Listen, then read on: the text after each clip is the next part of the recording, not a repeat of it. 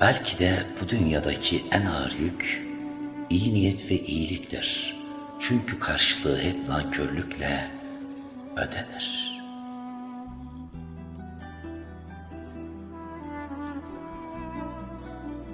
Beni kötü hatırlayın, sakıncası yok. Çünkü iyi biri olduğumda hep zarar verdiniz.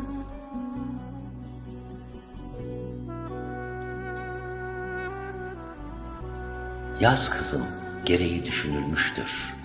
Tartıya konuldu, gram etmedi, paraya vuruldu, kuruş etmedi ve değmeyeceğine karar verildi.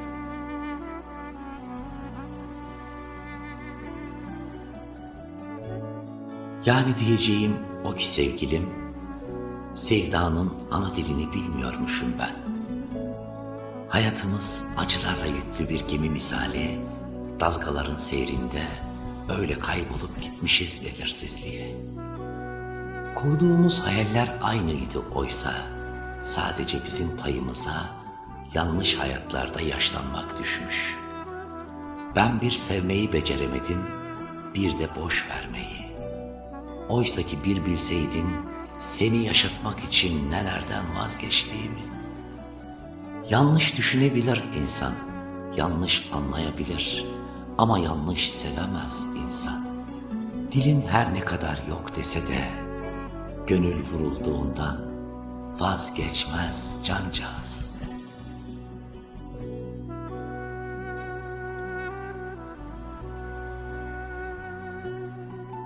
Dalgalı bir deniz gibidir hayat. Bazen hırpalar, bazen savurur. Kimi zaman ise boğar insanı ve hayatta bir gemi olacaksın. Batmamak için her zorluğa göğüs gereceksin.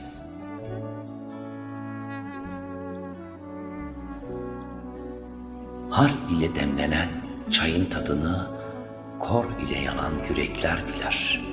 Yudum yudum sessizliğe bürünen anı bir iç çekişe sığdıran bilir.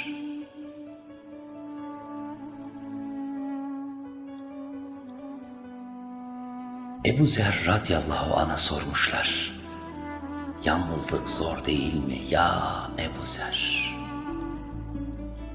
İnsanlar daha zor demiş.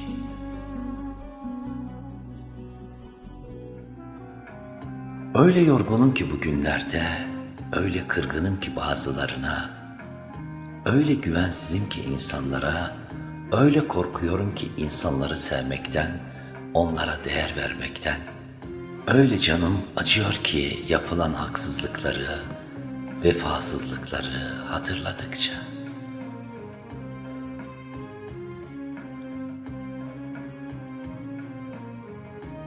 Babaannem derdi ki, ağzının tadı yoksa ve bir öküz oturmuş gibi hissediyorsan sırtına, bir çay demle evladım, doldur 3 bardak, biri sağlığına, biri varlığına, biri yandığına olsun.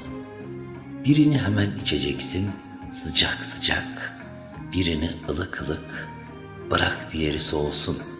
Sen nasıl olsa hangisine niyet ettiğini yudumlarken düşünür durursun.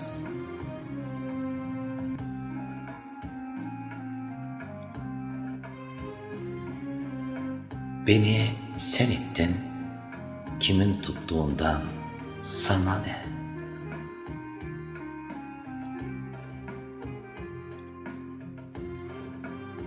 Ne yanlışı bitti ne de yanlış anlamaları. Sakinliğimi elimden alana kadar yakamı bırakmadı. Aklı başında bir insan olarak girdiğim hayattan bir ruh hastası olarak çıktım.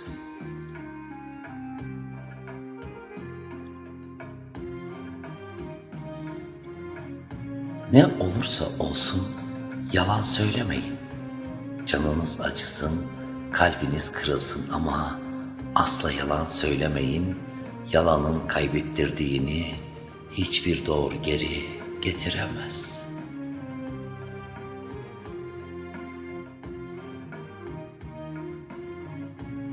Dinle oğul, bir nasihat edeyim. Her yüze güleni dost olur sanma. Önünden geçer de selamını almaz, konuşur arkandan haberin olmaz.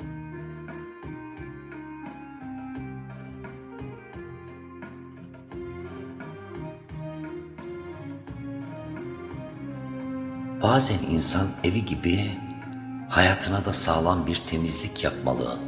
Sonsuza kadar kapısının ardında içini tüketen aşkları, sahte dostları, kuyu kazan akrabaları, bencil, nankör insanları bırakmalı.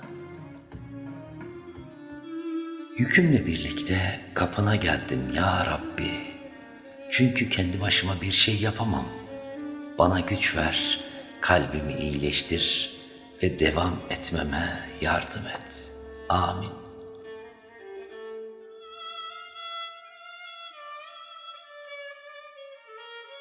İnsanların işine göre davranırsan senden iyisi yok. Ne zaman kendi bildiğin gibi hareket edersen o zaman senden kötüsü yoktur.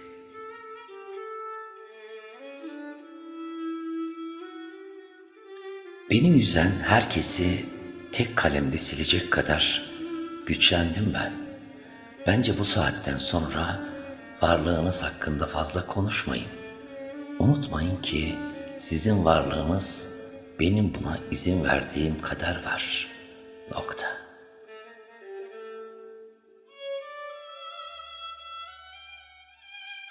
Allah sana kötülük yapanın cezasını verirken bazen senin görmeni istemez. İnsansın sonuçta, egona yenilip oh olsun dersin de içine fitne eklenir diye. Uzakta sen görmeden halleder. Bazen de süreci uzatır, sana unutturur.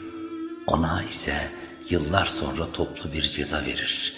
Kimin neyi, ne kadar hak ettiğini sen bilemezsin.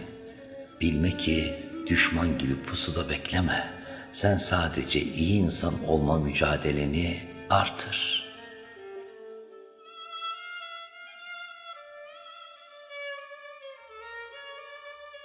Yarama tuz basan insanlara bile bir bardak su uzatırım. Siz benim merhametimle baş edemezsiniz.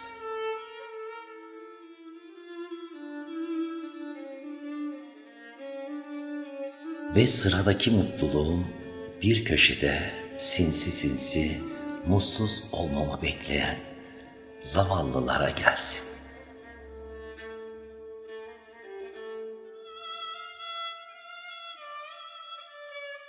Günün sözü, herkesi mutlu etmek zorundayım diye zannettim. Benim de mutlu olmam gerektiğini unutmuşum. Hep sol yanım acıyor yalnızlığın celladı, hep yanımda sanki. Bazen hayatı böleriz ya ikiye, senden öncesi ve senden sonrası diye. Söylesene ey sevgili, bizim sevdamız nereden bölündü ikiye? Hayallerin mi yalandı yoksa sevdan mı yalan? Aslında ben senin haberin olmadan hep küsüp barışıyorum seninle. Dönüşü olmayan bu yola su değil gözyaşlarımı döküyorum senin haberin olmasa da. Şimdilerde cevapsız bir soru var aklımda. Her defasında bana kaderim deyip yoksa bir başkasının hayallerini mi saklıyordun yüreğinde? Artık çaresizce bir yol çiziyorum kendime. Şimdi söyle ey sevgili, böldük mü biz bu sevdayı, böldük mü biz bu sevdayı, aşkı böldük mü ikiye? Seni seven birini üzdüğün, kırdığın, incittiğin için gurur duy kendinle. Bir insanın hayalleriyle oynamak nasıl olur, bir ömür nasıl yarım bırakılır, gösterdiğin için tebrik et kendini. Sevmekmiş, sevilmekmiş, saygı duyup önemsemekmiş. Bir yüreğe baharı yaşatmakmış, sana göre değil. Çünkü birileri tarafından saygı görsen de asla gerçek sevgiyi göremeyeceksin. Vicdanının karanlığı ışık yüzü görmesin.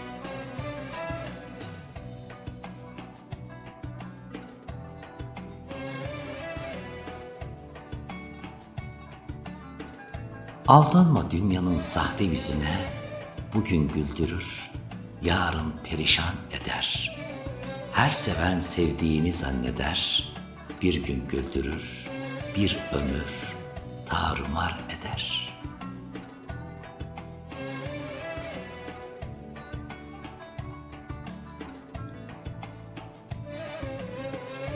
Bak ne olursa olsun, insan sabrı taşınca silemeyeceği insan yoktur.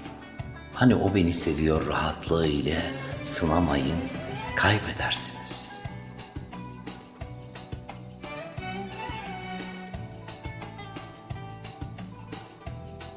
Açık sözlü olmak her zaman iyidir.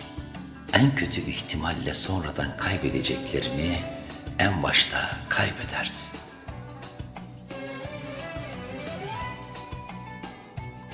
Belki de bu dünyadaki en ağır yük iyi niyet ve iyiliktir. Çünkü karşılığı hep ihanet, nankörlükle ödenir.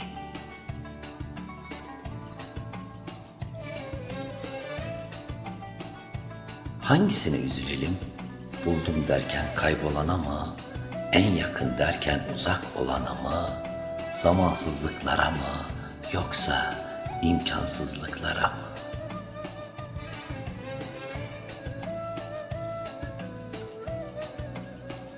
Allah kerimdir. Bir bakmışsın Allah sana ummadığın yerden hayırlı bir kapı açmıştır. O ne güzel vekildir. Şükürler olsun Rabbime.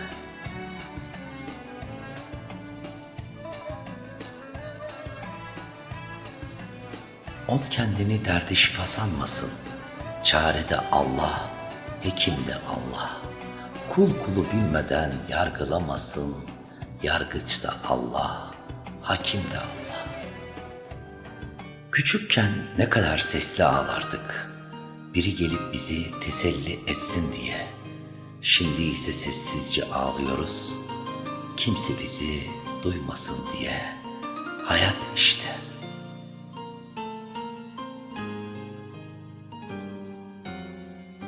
Kötü bildiğim değil, iyi sandığım insanlar yanılttı beni.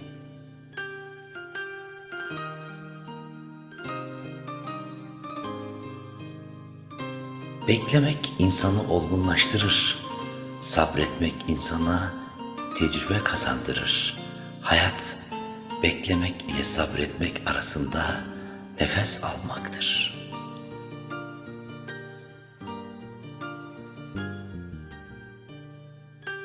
Herkesin içinde bir günahı var. Sevilmek sevmekten daha zormuş yar. Yaz aylarında yağar mı ki kar? Sevilmek sevmekten daha zormuş yar.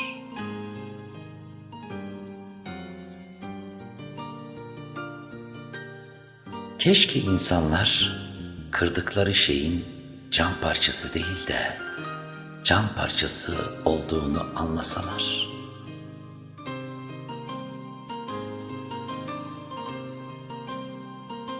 Beni yargılama, yaşadıklarımı yaşa, verdiğim mücadelemi ver ve her şeye rağmen nasıl ayakta kaldığımı öğren. Ondan sonra gel konuşalım.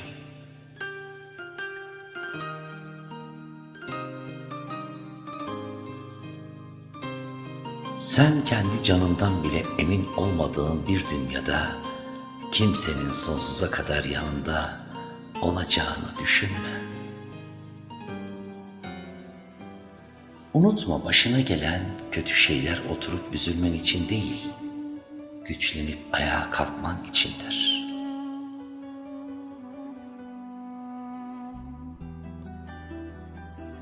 Umut dünyası işte.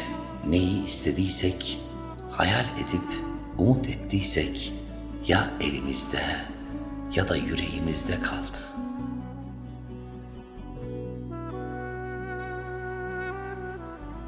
Ben hakkımı sana havale ettim ya Rabbim.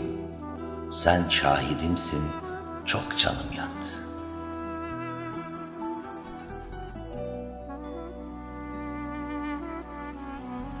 İnsan nasip ile niyet arasında ince bir çizgi üzerinde yaşar.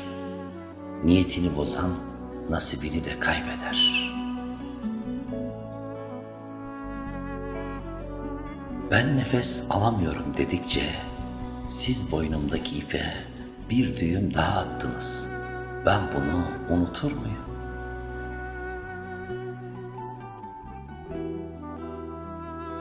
Ne güzel demiş Mevlana. Yaşamak direnmektir, sevmek ise güvenmektir. Allah herkesin karşısına güvenebileceği insanlar çıkarsın.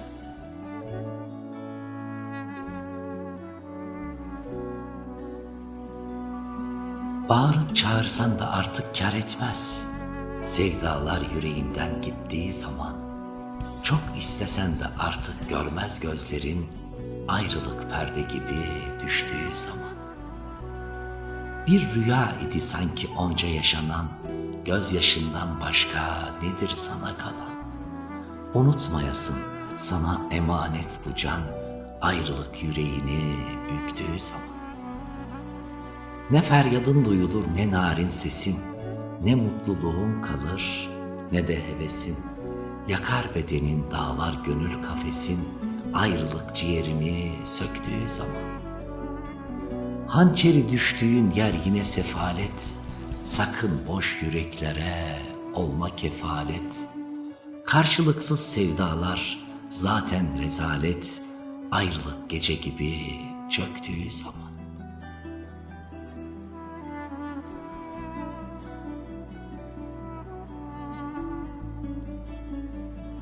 İnsan bazen bir yabancı gibi uzaktan bakıyor. Yaşamak istediklerine, hayallerine, boşa akıp giden ömrüne. Bu da geçer diyeceksin, geçecek elbet. Sonra bu da geçer diyeceğin başka şeyler gelecek. Hayat bu, hepsi geçecek ama bu da geçerler hiç bitmeyecek.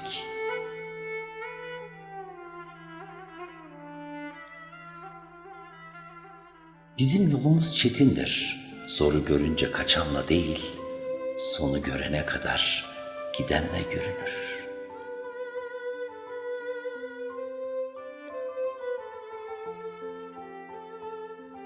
İnsan hüznünü sayfalarca yazabilir.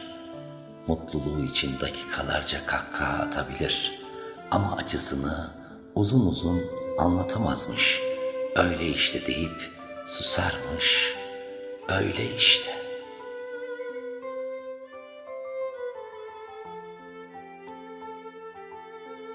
Aşık Veysel'e sormuşlar. Üstad, dünyadan ne anladın? Say ki bir pazar yeri dolaştım, 3 metre bez aldım gidiyorum. Gözünü açıyorsun doğdu, gözünü kapatıyorsun öldü diyorlar. İşte bu göz kırpışa ömür diyorlar.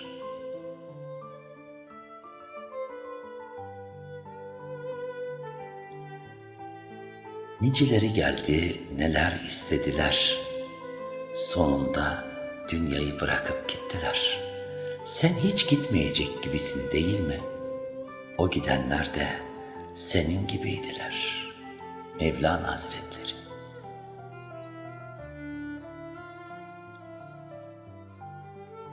Bir mezar taşıdır insandan yarına kalan, onu da başkası yaptırır, gerisi yalan.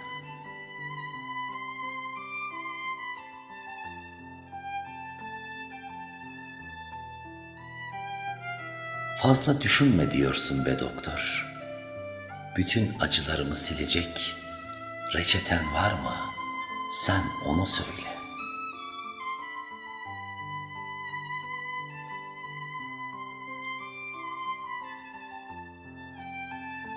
Ölümün saati yok.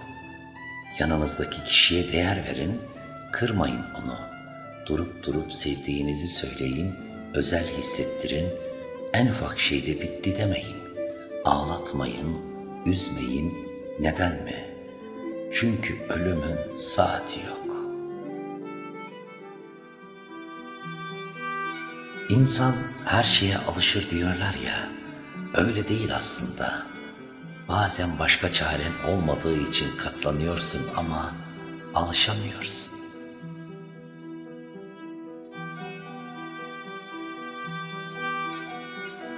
Haddini bilmedikten sonra çok şey bilmek bir şeye yaramaz. Suskunluk kimseyi yanıltmasın. Çünkü susan konuşursa kimse kaldıramaz.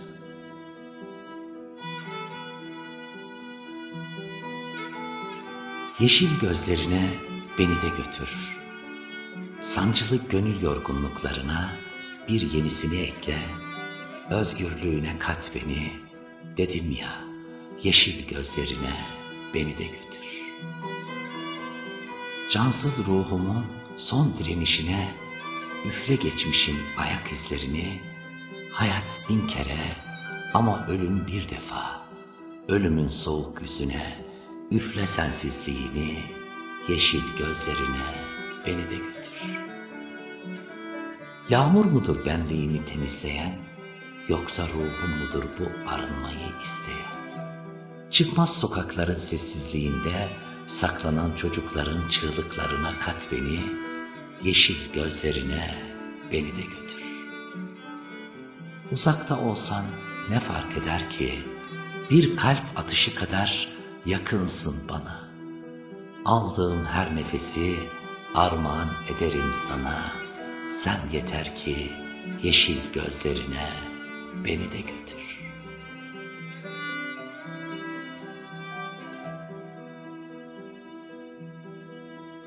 Sığamadım ne hayata ne de hayatımdaki insanların hayatına. Hep bir ayağım eşiğin içinde, biri dışında, hep eğrelti kaldım bu hayatta. Ne kızıyorum ne güceniyorum kimseye, demek ki yazgı böyle. Ama işte insan sığınmak istiyor istemsizce. Hep fazla geldim birilerine, bazen kendime. En çok da şu koca yeryüzüne sığamıyorum nedense.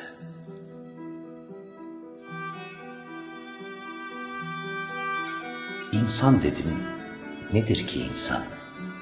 Cevap verdi ermiş, insan dedi, kendi kusurlarıyla saklambaç, başkasının kusurlarıyla yakalamaca oynayandır insan.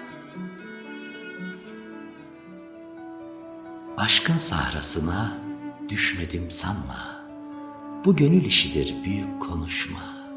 Adını ömrüme kazırdım ama ırak kalışımın sebebi sensin. Güneş doğar, ay gizlenir semada. Seni seven bir yürek var burada. Sevmiyorsan gönül koyma umuda. Yorgun bakışımın sebebi sensin. Kalem yazar, dil söylemez ağrıdan. Beyaz saçım ayıramam karadan. Safım diye herkes güler ardımdan. Deli duruşumun sebebi sensin. Hançeriyim yazdım düşü derinden, vazgeç deme, vazgeçemem yarinden. Abdal oldum, bade içtim serinden, aşık oluşumun sebebi sensin.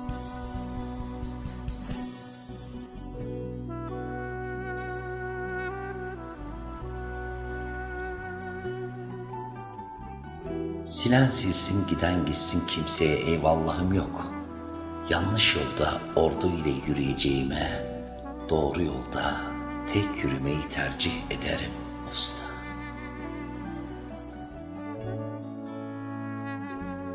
Fotoğraflar çok acımasız değil mi? Bir daha yarım saniye duramayacağın biriyle yıllarca aynı karede duruyorsun, üstelik gülümseyerek. Her söze itibar etmeyin, her kurban kesilmeden önce başı okşanır. Çabasını görmediğiniz hiç kimsenin samimiyetine inanmayın, esas olan hissetmektir.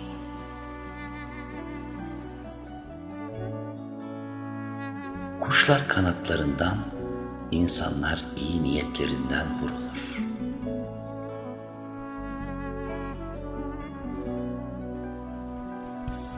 Benim en büyük yaramı yarasını sardıklarım açtı. Artık üzgün insanların düzgün insan olduklarına inancım kalmadı.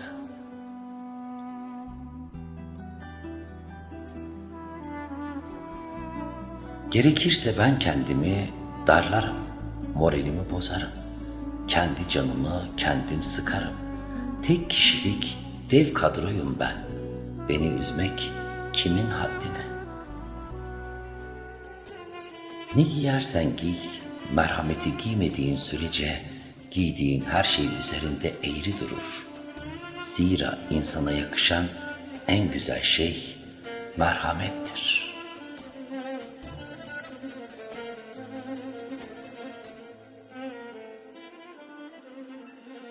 Sizdeki 3 şeyi görebilen insana güvenin. Gülüşünüzün ardındaki kederi, öfkenizin ardındaki sevgiyi, sessizliğinizin ardındaki nedeni.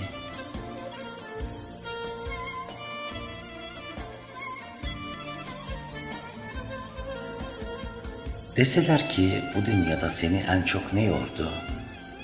Yemin ederim söylediği ile davranışı bir olmayan insanlar derim.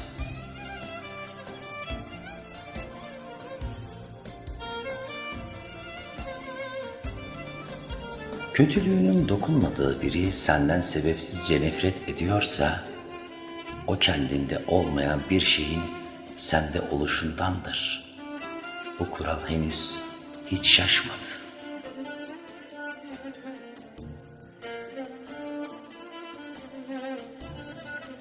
Aşk baktığında gözü değil, senin için atan kalbi görmektir.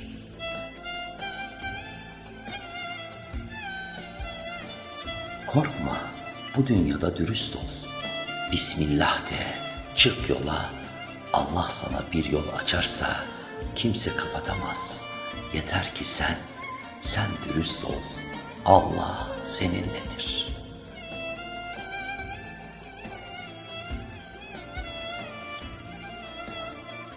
Hataları tek başına yapmaz insan. Ama bedelini tek başına öder.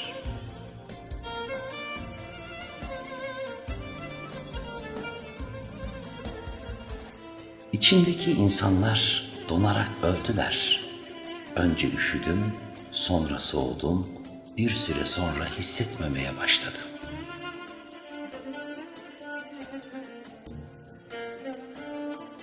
Kısa gelen battaniye gibisin hayat.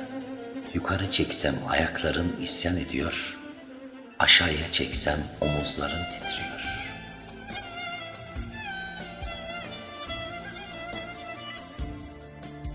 Aslında hiçbirimiz mutlu olmayı hak etmiyoruz diye yazmış biri. Bizi niye karıştırıyorsun kardeşim? Kim bilir kendin ne haltlar karıştırdın ki mutlu değilsin.